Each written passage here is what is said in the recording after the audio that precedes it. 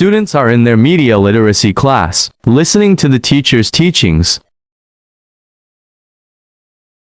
Discuss how multimedia dimensions can manipulate information and shape our perceptions, especially on online platform because information is open to everyone.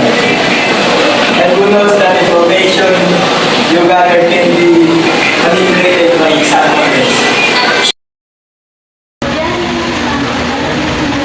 God. I am concerned how accurate the news and the internet are. Like the entrepreneurs, that especially the one of sa mga content creator na kilala ko na lagi binabase yung scientific sa mga paano yumaman, paano makumita ng million sa isang buwan. So, yun doon ako naging concern kasi maraming mga nagsasabi na sobrang fake news daw yun. Maraming mga tao nagsasabi na bakit nila sinasabi sa mga kabataan na mag-drop out sila, mag-divorce na sila, dumiskarte na rin sila sa buhay nila. So doon ako concern doon sa mga internet.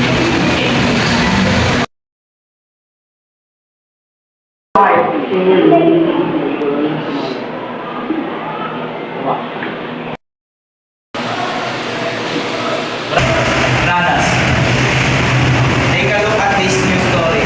Tulad mo itong Itzluko at sa Iskander. Pag pinindot mo yung link na nag-play ka lang, pag isang tapo daw, magiging milyonaryo ka na. Parang masyado naman kung so, it's edited that the issue looks even worse than it is.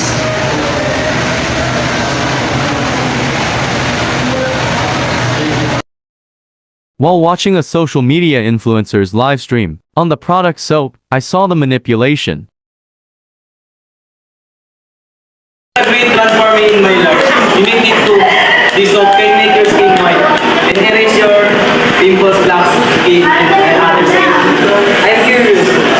If they will use the product or just lying to the people, bro, do you believe in that? No, I don't. Kasi nung kita ko naman sa skin niya, namaputi na siya kaya para sa akin, wala na rin, useless na rin kami. Oo nga, no?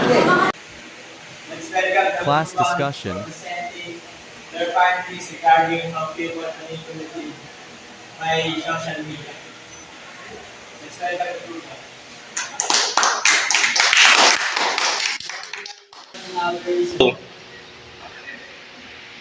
This is the result of our research. We found that social media can be controlled to make information more appealing or persuasive. We must be critical thinking and question the content we see. Not everyone has the same intentions. Some will get updates as a standard use of social media because we